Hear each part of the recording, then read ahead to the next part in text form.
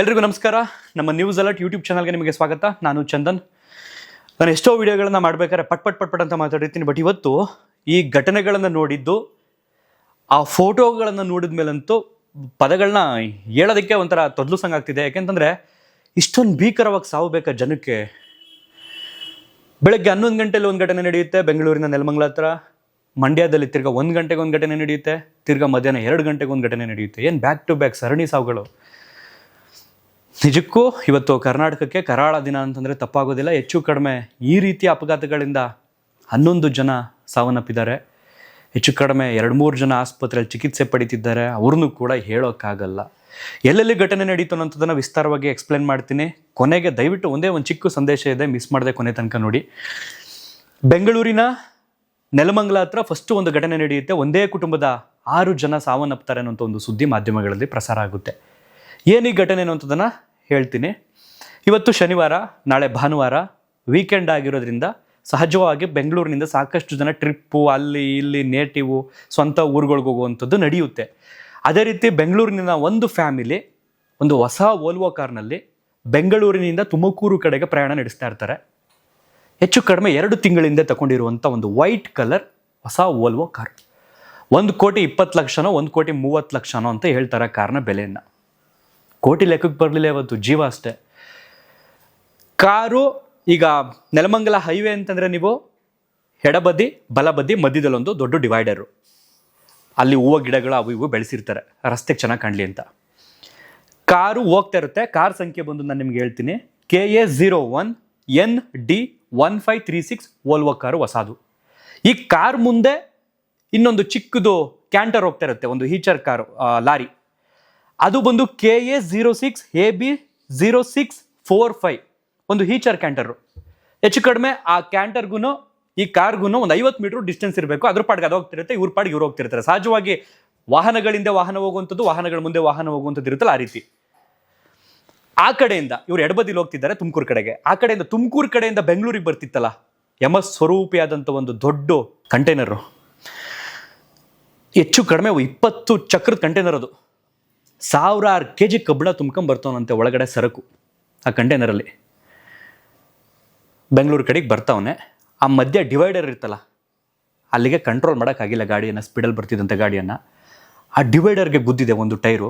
ಗುದ್ದಿದ್ದಂಥ ರಬ್ಸಕ್ಕೆ ಈ ಕಡೆ ನಾನು ಹೇಳಿದ್ನಲ್ಲ, ಒಂದು ಈಚರ್ ಕ್ಯಾಂಟರ್ ಬರ್ತೈತೆ, ಅದರಿಂದ ಕಾರ್ ಬರ್ತೈತೆ ಅಂತ, ವೋಲ್ವೋ ಕಾರು. ಈಚರ್ ಕ್ಯಾಂಟರ್ಗೆ ಹೋಗಿ ರೈಟ್ ಸೈಡ್ಗೆ ಜಂಪ್ ಆಗಿ ಲಾರಿ ಆ ಡಿವೈಡರಿಂದ ಮುಂಭಾಗ ಹೋಗಿ ಗುದ್ದೈತೆ. ತಕ್ಷಣ ಆ ಈಚರ್ ಕ್ಯಾಂಟರು ಸೈಡ್ಗೆ ಹೋಗೋ ಎಲ್ಗೋಗೋ ಎಸ್ಕೇಪ್ ಆಗಿ ಬಿದ್ದೈತೆ.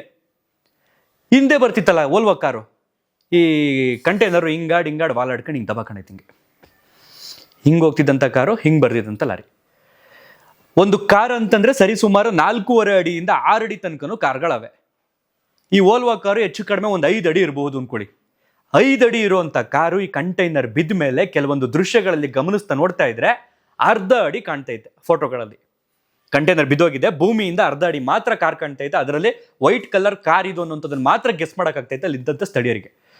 ತಕ್ಷಣ ಅಲ್ಲಿದ್ದಂಥ ಜನ, ಸ್ಥಳೀಯರು, ಅವರು ಇವರು ಎಲ್ಲ ಬರ್ತಾರೆ, ಪೊಲೀಸು, ಆ್ಯಂಬುಲೆನ್ಸು ಎಲ್ಲ ಬರ್ತವೆ. ತಕ್ಷಣ ಒಂದು 4 ಇದನ್ನು ಕರೆಸ್ತಾರಲ್ಲ ಕ್ರೇನ್ಗಳು, ಅವನು ಕರೆಸ್ತಾರೆ.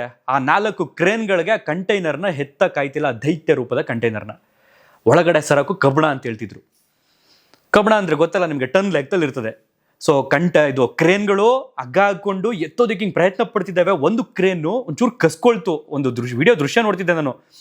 ತಿರ್ಗಾ ಆ ಕಂಟೈನರ್ ಹಂಗೆ ಪಚಿಕ್ಕಂತ ಹಿಂಗೆ ಬೀಳ್ತದೆ. ಹಿಂಗೆ ಕಾರ್ ಹಂಗೆ, ನನಗೆ ಎಕ್ಸ್ಪ್ಲೇನ್ ಮಾಡೋದಕ್ಕೆ ಹೆಂಗಾಗ್ತಿದೆ ಅಂತಂದರೆ, ಪಚಿಕ್ಕನ್ನತ್ತೆ ಕಾರ್. ಮತ್ತೆ ಅದ್ರೊಳಗಡೆ ಇದ್ದವ್ರ ಸ್ಥಿತಿ ನೋಡೋವಂಥ ಜನಕ್ಕೆ ಆ ಸಿಚುವೇಶನಲ್ಲಿ ನಾವು ಇಲ್ವಲ್ಲಪ್ಪ ಅಂತ ನಿಟ್ಟುಸಿರು ಬಿಡ್ತಾವ್ರೆ ಎಷ್ಟೋ ಜನ ಅಲ್ಲಿ ಇವತ್ತು. ತಕ್ಷಣ ಎತ್ತೋದಕ್ಕೆ ಪ್ರಯತ್ನ ಪಡ್ತಾರೆ. 10 ಕಿಲೋಮೀಟರ್ಗೂ ಹೆಚ್ಚು ದೂರ ಟ್ರಾಫಿಕ್ ಜಾಮ್ ಆಗೋಗುತ್ತೆ 2 ಕಡೆಯಿಂದ. ಪೊಲೀಸರು ಸಾಹಸ ಪಟ್ಟು ಕೊನೆಗೆ ಬಾಡಿಯನ್ನು ಆಚೆಗೆ ತೆಗಿತಾರೆ. ಅದರಲ್ಲಿ ಒಂದೇ ಫ್ಯಾಮಿಲಿಯ, ಒಂದೇ ಕುಟುಂಬದ 4 ಗಂಡ ಹೆಂಡತಿ, ಒಂದು ಗಂಡು ಮಗು, ಒಂದು ಹೆಣ್ಮಗು. ಮತ್ತೊಂದು ಫ್ಯಾಮಿಲಿಯ ಒಬ್ಬರು ಲೇಡಿ, ಆಕೆಯ ಮಗಳು. 6 ಜನ ಕಾರಲ್ಲಿ ಇರ್ತಾರೆ. 6 ಜನ ಹಂಗೆ ಸ್ಪಾಟ್ ಆಗ್ತಾರೆ. ಅದು 50 ಲಕ್ಷದ ಕಾರಲ್ಲಿ, 5 ಲಕ್ಷದ ಕಾರಲ್ಲಿ, 10 ಲಕ್ಷದ ಕಾರಲ್ಲಿ, 1 ಕೋಟಿ ಕಾರಲ್ಲಿ. ಈಗ ಸಹಜವಾಗಿ ಏರ್ ಬ್ಯಾಗ್ ಇರುತ್ತೆ. ಯಾವ ಏರ್ ಬ್ಯಾಗ್ ಇದ್ರೂ ಅವ್ರನ್ನ ಕಾಪಾಡ್ಕೊಳಕ್ಕಾಗಿಲ್ಲ. ಕಾರಣ ಆ ದೈತ್ಯ ಸ್ವರೂಪದ ಕಂಟೈನರ್ ಬಿದ್ದಿರ್ತಕ್ಕಂಥ ರಬ್ಸಕ್ಕೆ ಕಾರ್ ಅಪ್ಪಚ್ಚಿ ಆಗೋಗಿದೆ. ಸೊ ಅವರ ಹೆಸರು ಬಂದು ಚಂದ್ರಂ ಯೋಗಪ್ಪ ಅಂತ, 48 ವರ್ಷ. ಅವರ ಪತ್ನಿ ಬಂದು ಗೌರಬಾಯಿ, 42 ವರ್ಷ. ದೀಕ್ಷಾ ಅವ್ರ ಮಗಳು 12 ವರ್ಷ. ಗ್ಯಾನ್ ಮಗ 16 ವರ್ಷ, ಮತ್ತೊಬ್ಬರು ವಿಜಯಲಕ್ಷ್ಮಿ ಅನ್ನೋಂಥವ್ರು 36 ವರ್ಷ, ಅವರ ಮಗಳು ಆರ್ಯ ಅನ್ನೋವಂಥವ್ರು 6 ವರ್ಷ. ತಕ್ಷಣ ಅವ್ರನ್ನೆಲ್ಲನೂ ಆ್ಯಂಬುಲೆನ್ಸ್ಗೆ ಶಿಫ್ಟ್ ಮಾಡ್ತಾರೆ. ಆ ಫೋಟೋಗಳನ್ನು ನೋಡ್ತಾ ಇದ್ರೆ ಆ ಮಗುದು ತಲೆ ಬುರುಡೆ ಹೊಡೆದು ಮಿದುಳು ಹೆಂಗೆ ಆ ಪೇರೆಂಟ್ಸ್ಗಳು, ಅವ್ರ ಪೋಷಕರಾಗಿರ್ಬೋದು, ಅವ್ರ ಫ್ಯಾಮಿಲಿಯವರಾಗಿರ್ಬೋದು, ಅದೆಲ್ಲ ಹೆಂಗೆ ನೋಡಿ ಅರ್ಗಿಸ್ಕೊಳ್ತಾರೆ ಅಂತ ಆಗ್ತಿಲ್ಲ. ಕೆಲವೊಂದು ವಿಡಿಯೋ ತುಣುಕುಗಳನ್ನು, ಕೆಲವೊಂದು ಫೋಟೋಗಳನ್ನು ಯಾಕೆ ಹಾಕೋಕ್ಕಾಗ್ತಿಲ್ಲ ಅಂತಂದರೆ ಒಂದಷ್ಟು ಕಮ್ಯುನಿಟಿ ಗೈಡ್ಲೈನ್ಸ್ ಇದೆ ಯೂಟ್ಯೂಬಲ್ಲಿ, ಮತ್ತು ಅವನ್ನು ಪ್ರಸಾರ ಮಾಡೋಂಗೂ ಇಲ್ಲ, ಮಾಡೋ ಥರನೂ ಇಲ್ಲ. ಎಷ್ಟು ಜನ ನೋಡ್ಬಿಟ್ರೆ ಬೆಚ್ಚಿಬಿಡ್ತೀರಿ ನೀವು, ಆ ರೀತಿ ಇದೆ ದೃಶ್ಯಗಳು. ಹಾಗಾಗಿ ಅದನ್ನು ಪ್ರಸಾರ ಮಾಡ್ತಿಲ್ಲ. ಅದಾದ ಬಳಿಕ ಪೊಲೀಸ್ನವರು ಕ್ಲಿಯರ್ ಮಾಡೋದಕ್ಕೆ ಪ್ರಯತ್ನ ಪಡ್ತಾರೆ. ಏನೋ ಕ್ಲಿಯರ್ ಆಗಿರ್ಬೋದು. ಒಂದಾದ ಅರ್ಧ ಗಂಟೆಗೆ ಇನ್ನೊಂದು ಸುದ್ದಿ ಬರುತ್ತೆ, ಮಂಡ್ಯದಲ್ಲಿ ಮತ್ತೊಂದು ಅಪಘಾತ. ಬೆಂಗಳೂರಿನಿಂದ 4 ಜನ ಹುಡುಗರು ತಲಕಾಡ್ಗೆ ಟ್ರಿಪ್ಗೆ ಹೋಗ್ತಾ ಇರ್ತಾರೆ. ಆ ಸಂದರ್ಭದಲ್ಲಿ ಮಳವಳ್ಳಿ ಹತ್ರ ಹೋಗುವಂಥ ಸಂದರ್ಭದಲ್ಲಿ KSRTC ಬಸ್ ಇವ್ರ ಕಾರ್ ಮುಂದೆ ಹೋಗ್ತಾ ಇರುತ್ತೆ. ಬಸ್ ಜಾಗ ಕೊಡ್ತಿಲ್ಲ ಅಂತ ಅಂದ್ಕೊಂಡು ಓವರ್ಟೇಕ್ ಮಾಡೋಕೆ ಹೋಗಿದ್ದಾರೆ. ಆಪೋಸಿಟಲ್ಲಿ ಸ್ವರೂಪವಾದ ಮತ್ತೊಂದು ಲಾರಿ ಬಂದು ಇವ್ರಿಗೆ ಗುದ್ದೈತೆ. ಸ್ಥಳದಲ್ಲೇ 3 ಸಾವು. ಒಬ್ಬರು ಬದಿಕೊಂಡವರೇ, ಅವ್ರನ್ನ ಮಳವಳ್ಳಿ ಸರ್ಕಾರಿ ಆಸ್ಪತ್ರೆಗೆ ಸೇರಿಸಿದ್ದಾರೆ. ಅವ್ರ ಸ್ಥಿತಿ ಹೇಗಿದೆಯೋ ಗೊತ್ತಿಲ್ಲ. ಈ ಸುದ್ದಿ ಮಾಸುವಂತಹ ಅರ್ಧ ಗಂಟೆಯಲ್ಲೇ ಮಂಡ್ಯದಲ್ಲಿ ಮತ್ತೊಂದು ಸುದ್ದಿ. ತಿರುಪತಿಗೆ ಹೋಗ್ಬೇಕಿತ್ತಂತೆ ಒಬ್ಬರು ಲೇಡಿ, ಹಿಂಗೆ ಬಾ ಡ್ರಾಪ್ ಹಾಕೊಡು ಅಂತಂದ್ಬಿಟ್ಟು ಅವ್ರ ಫ್ರೆಂಡ್ಸನ್ನು ಕರೆದಿದ್ದಾರೆ. ಇನ್ನಿಬ್ಬರು ಲೇಡಿ ಸ್ಕೂಟಿಲಿ ಇವ್ರನ್ನ ಕೂರಿಸ್ಕೊಂಡು ಡ್ರಾಪ್ ಮಾಡೋಣ ಅಂತ ರೈಲ್ವೆ ಸ್ಟೇಷನ್ಗೋ ಬಸ್ ಸ್ಟ್ಯಾಂಡ್ಗೋ ಮಂಡ್ಯದಲ್ಲಿ ಬಿಡೋಕೆ ಹೋಗಿದ್ದಾರೆ. ಹೋಗ್ತಿರ್ತಕ್ಕಂಥ ಸಂದರ್ಭದಲ್ಲಿ ಅಪರಿಚಿತ ವಾಹನವನ್ನು ಡಿಕ್ಕಿ ಹೊಡೆದೈತೆ. ಇಬ್ಬರು ಸ್ಪಾಟಲ್ಲಿ. ಒಬ್ಬರು ಬದಿಕೊಂಡವರ ಶೈಲಜಾ ಅನ್ನೋಂಥವ್ರು, ಶಿಲ್ಪಾ ಅನ್ನುವಂಥವ್ರು ಮತ್ತು ಸಂಧ್ಯಾ ಅನ್ನುವಂಥವ್ರು ಸ್ಥಳದಲ್ಲೇ ಸಾವು. ಹೆಚ್ಚು ಕಡಿಮೆ ಇವತ್ತು 11 ಸಾವು 3 ರಿಂದ 4 ಅವರ್ ವ್ಯಾಪ್ತಿಯಲ್ಲಿ. ಸೊ ನಾನು ಇಲ್ಲಿ ಕೇಳೋದೇನು ಅಂತಂದರೆ, ಯಾರು ಏನೂ ಮಾಡೋಕ್ಕಾಗಲ್ಲ. ಆ ಘಟನೆ ನಡೆದಿರ್ತಕ್ಕಂಥದ್ದು 1.5 ಕೋಟಿ ಕಾರಲ್ಲಿ, ಈ ಘಟನೆ ನಡೆದಿರ್ತಕ್ಕಂಥದ್ದು ಒಂದು 15-20 ಲಕ್ಷದ ಕಾರಲ್ಲಿ, ಈ ಘಟನೆ ನಡೆದಿರ್ತಕ್ಕಂಥದ್ದು ಜಸ್ಟ್ 1 ಲಕ್ಷದ ಒಂದು ಸ್ಕೂಟ್ರಲ್ಲಿ. ಸೊ ಇಲ್ಲಿ ಕಾಸ್ಟ್ ಲೆಕ್ಕಕ್ಕೆ ಬಂತಾ? ಲೆಕ್ಕಕ್ಕೆ ಬರಲಿಲ್ಲ. ಬದಲಿಗೆ ಹಣೆ ಬರಹ, ಸಮಯ. ಬಹುಶಃ ನನಗನ್ಸುತ್ತೆ ಆಗ ವೋಲ್ವೋ ಕಾರ್ ಅವರು 2-3 ಸೆಕೆಂಡ್ ಹಿಂದೆ ಮುಂದೆ ಆಗ್ಬಿಟ್ಟಿದ್ರು ಬದುಕ್ಬಿಡ್ತಿದ್ರೇನೋ ಇವತ್ತು. ಎಲ್ಲೋ ಟ್ರಿಪ್ ಹೋಗಿ ಎಲ್ಲೋ ಜೀವನ ನಡೆಸ್ಕೊಳ್ತಿದ್ರೇನೋ. 2 ತಿಂಗಳಿಂದ ತಗೊಂಡಂಥ ಹೊಸ್ಕಾರು ಇದೇ ಮೊದಲ ಟ್ರಿಪ್ ಆಗಿತ್ತು ಏನೋ ಫ್ಯಾಮಿಲಿಗೆ, ಗೊತ್ತಿಲ್ಲ. ಸೊ ನಾನು ಕೇಳ್ಕೊಳ್ಳೋದೇನು ಅಂತಂದರೆ, ನಮ್ಮ ಸರ್ಕಾರದವ್ರಿಗೆ ಒಂದು ಮನವಿ ಇಲ್ಲಿ, ದಯವಿಟ್ಟು ಈ ದೈತ್ಯ ಸ್ವರೂಪಿ ಗಾಡಿಗಳವಲ್ಲ, ಈ ದೊಡ್ಡ ದೊಡ್ಡ ಕಂಟೈನರ್ಗಳು 20 ಚಕ್ರದ್ದು 18 ಚಕ್ರದ್ದು, ಆ ಎಂಜಿನ್ ಬಂದು 7 ರಿಂದ 8 ಅಡಿ ಇರ್ತದೆ. ಅದ್ರ ಹಿಂದೆ ಇರೋ ಕಂಟೈನರ್ ಬಂದು 35-40 ಅಡಿ ಇರ್ತದೆ. 7 ರಿಂದ 8 ಅಡಿ ಎಂಜಿನು, ಅದನ್ನ ಎಳ್ಕೊಂಡು ಹೋಗ್ಬೇಕು ಅಂತಂದ್ರೆ ಅದಕ್ಕೆ ನೈಟ್ ಹೊತ್ತು ಅವಕಾಶ ಮಾಡಿಕೊಡಿ, ಹಗ್ಲೊತ್ತಲ್ಲಿ ಬೇಡ. ಇವರು ಎರ್ರಾ ಬೆರ್ರಿ ಹೊಡಿತಾರೋ ಏನು, ಇವ್ರಿಗೊಂದು ಟಾರ್ಗೆಟ್ ಇರುತ್ತೆ, ಈ ಟೈಮಿಗೆ ತಗೊಂಡೋಗಿ ನೀನು ರೀಚ್ ಮಾಡಿಸ್ಬಿಡ್ಬೇಕಪ್ಪ, ಅಲ್ಲಿಂದ ಇಲ್ಲಿಗೆ ಇಲ್ಲಿಂದ ಅಲ್ಲಿಗೆ ಅಂತ. ಇವರು ತಿಕ್ಲು ಬಂದಂಗೆ ಹುಚ್ಚು ಬಂದಂಗೆ ಹೆಂಗೆಂಗೋ ಹೊಡ್ಕೊಂಡು ಹೋಗ್ಬಿಟ್ಟು ಇಲ್ಲಿ ಬೇರೆಯವ್ರನ್ನೆಲ್ಲ ಸಾಯಿಸ್ಬಿಡ್ತಾರೆ. ಈಗ ಬದುಕವನವನು, ಗುದ್ದುದಂತವನು, ಆ ಈಚಾರ್ ಕ್ಯಾಂಟರ್ ಗುದ್ದಿತ್ತಲ್ಲ, ಅವನು ತಪ್ಪಿಲ್ಲ ಪಾಪ, ಗುದ್ದಿಸ್ಕೊಂಡವನು, ಅವ್ನು ಬದುಕೋನ್ ಸದ್ಯಕ್ಕೆ, ಇವನು ಬದುಕವನೆ. ಸತ್ತವ್ರು ಯಾರಿಲ್ಲಿ? 6 ಮಂದಿ ಅಮಾಯಕರು.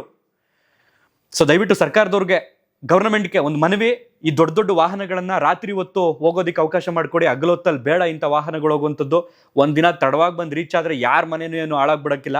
ಅರ್ಧ ಗಂಟೆ ತಡವಾಗಿ ಬಂದರೆ ಏನು ದೇಶ ಏನು ಹಾಳಾಗಲ್ಲ. ಜೀವಗಳು ಮುಖ್ಯ ಸ್ವಾಮಿ. ಇಲ್ಲೇ ಎಷ್ಟು ಅಮಾಯಕರು ಸಾಯ್ತಾರೆ. ಅವ್ರು ಕೋಟಿ ಇಟ್ಟವರ, ಲಕ್ಷ ಇಟ್ಟವರ, 100 ರೂಪಾಯಿ ಇಟ್ಟವರ, 1000 ರೂಪಾಯಿ ಇಟ್ಟವರ, ಬಡವರ ಭಿಕ್ಷುಕರ ಬೇಡ. ಜೀವನೇ ಪ್ರತಿಯೊಬ್ಬರದೂ. ಸಾಧ್ಯ ಆದರೆ ಈ ರೀತಿ ಮಾಡಿ ಅನುವು ಮಾಡಿಕೊಡಿ. ರಾತ್ರಿ ಹೊತ್ತು ಮಾತ್ರ ತೆರಳೋದಕ್ಕೆ ಅವಕಾಶ ಮಾಡಿಕೊಡಿ. ಅದರಲ್ಲೂ ನಮ್ಮ ನೆಲಮಂಗಲ ಫ್ಲೈಓವರ್ ನೀವು ಗಮನಿಸಿದ್ದೀರಿ, ಯಾವಾಗ ಬಿದ್ದೋಗುತ್ತೇನೋ ಗೊತ್ತಿಲ್ಲ. ದೊಡ್ಡ ದೊಡ್ಡ ಭಾರಿ ವಾಹನಗಳಿಗೆಲ್ಲ ಅವಕಾಶ ಎಲ್ಲ ಮೇಲೆ ಹೋಗೋದಕ್ಕೆ, ಕೆಳಗಡೆನೆ ಹೋಗ್ಬೇಕು. ಅಂಥದ್ರಲ್ಲೂ ಕದ್ದು ಮುಚ್ಚಿಸಿ ಎಷ್ಟೋ ಜನ ಓಡಾಡ್ತಿರ್ತಾರೆ, ಪೊಲೀಸರನ್ನ ದಿಕ್ ತಪ್ಪಿಸ್ಬಿಟ್ಟು. ದಯವಿಟ್ಟು ಗೌರ್ಮೆಂಟಲ್ಲಿ ಮನವಿ ಮಾಡಿ ಕೇಳ್ಕೊಳ್ತಿದ್ದೀವಿ, ಇಂಥ ಸ್ವರೂಪಿ ವಾಹನಗಳನ್ನ, ಇಂಥ ದೈತ್ಯ ವಾಹನಗಳನ್ನ ರಾತ್ರಿ ಹೊತ್ತು ಹೋಗೋದಕ್ಕೆ ಮಾತ್ರ ಅವಕಾಶ ಮಾಡಿಕೊಡಿ, ಹಗಲೊತ್ತಲ್ಲಿ ಬೇಡ. ಹಣೆ ಬರ ಏನು ಮಾಡೋಕ್ಕಾಗಲ್ಲ. ಏನೋ ಎಷ್ಟೋ ಅಪಘಾತಗಳನ್ನ ಗಮನಿಸಿರ್ತೀವಿ, ಮುಖಾಮುಖಿಯಾಗಿ ಡಿಕ್ಕಿ. ಬಟ್ ಈ ವೇ ಬೇರೆ, ಎಡಬದಿ ಬಲ್ಬದಿ, ಅದ್ರಲ್ಲಿ ಮಧ್ಯದಲ್ಲಿ ಒಂದು ಡಿವೈಡರು, ಅಲ್ಲಿ ನಾರ್ಕಂಡ್ ಬಂದು ಗುದ್ದವನೆ, ಸಿನಿಮಾ ರೂಪದಲ್ಲಿ ಬಿದ್ದವನೆ. ಬಟ್ ಅಮಾಯಕರು ಪ್ರಾಣ ತೆಗೆದ್ಬಿಟ್ರು. ಓಕೆ, ಇಷ್ಟು ಘಟನೆಗಳು ನಡೆದಿದೆ. ಹೆಚ್ಚು ಕಡಿಮೆ 11 ಜನ ಇವತ್ತಿನ ಅಪಘಾತಗಳಲ್ಲಿ ಮೃತಪಟ್ಟಿದ್ದಾರೆ. ಅದೆಷ್ಟು ಅಯ್ಯೋ ಅಪ್ಪ ಅಂತ ಕಿರ್ಚಾಡ್ಕೊಂಡು ಸತ್ರ ಏನೋ ಗೊತ್ತಿಲ್ಲ. ಅವರೆಲ್ಲರೂ ಆತ್ಮಕ್ಕೆ ಭಗವಂತ ಶಾಂತಿ ಕೊಡಲಿ. ಅವರ ಕುಟುಂಬಸ್ಥರಿಗೆ ಈ ದುಃಖವನ್ನು ಭರಿಸುವಂಥ ಶಕ್ತಿಯನ್ನು ದೇವರು ಕೊಡಲಿ ಅಂತ ಕೇಳ್ಕೊಳ್ತಾ ಈ ವಿಡಿಯೋನಲ್ಲಿ ಮುಗಿಸ್ತಾ ಇದ್ದೀನಿ. ಸಾಧ್ಯವಾದರೆ ಒಂದಷ್ಟು ಜನಕ್ಕೆ ಇದನ್ನು ಶೇರ್ ಮಾಡಿ, ಮಾಹಿತಿ ತಿಳಿಲಿ. ಹೋಗಬೇಕಾದ್ರೆ 1-2 ನಿಮಿಷ ಹಿಂದೆ ಮುಂದೆ ಯೋಚನೆ ಮಾಡಿಕೊಂಡು ಹೋಗಿ. ಜಸ್ಟ್ ಕ್ಷಣಾರ್ಧದಲ್ಲೇ, ಅದನ್ನು ಫ್ರಾಕ್ಷನ್ ಆಫ್ ಸೆಕೆಂಡ್ ಅಂತ ಹೇಳ್ತಾರಲ್ಲ, ಆ ರೀತಿ ಆಗಿರುವಂಥದ್ದು. ಕ್ಷಣಾರ್ಧದಲ್ಲಿ ಏನೋ ಅಂತ ಥರ 2-3 ಸೆಕೆಂಡ್ ಆಗ್ಬಿಟ್ಟಿರ್ಬೋದು. ಎಷ್ಟೋ ಜನ ಬದುಕೋಗ್ಬಿಡ್ತಿದ್ದಾರನ. ಬಟ್ ಯಾರ ಕೈಲಿ ತಪ್ಪಿಸ್ಕೊಂಡ್ರು ಆ ಭಗವಂತನ ಕೈಲಿ ತಪ್ಪಿಸ್ಕೊಳಕ್ಕಾಗಲ್ಲ. ಸಾವಿಗೆ ಕಾರಣ ಬೇರೆ, ಉದ್ದೇಶಗಳು ಒಂದೇ ಆಗಿರುತ್ತೆ ಭಗವಂತನಲ್ಲಿ ಅಂತ ಕೇಳ್ಕೊಳ್ತಾ ವಿಡಿಯೋನಲ್ಲಿ ಎಂಡ್ ಮಾಡ್ತಾ ಇದ್ದೀನಿ. Thank you.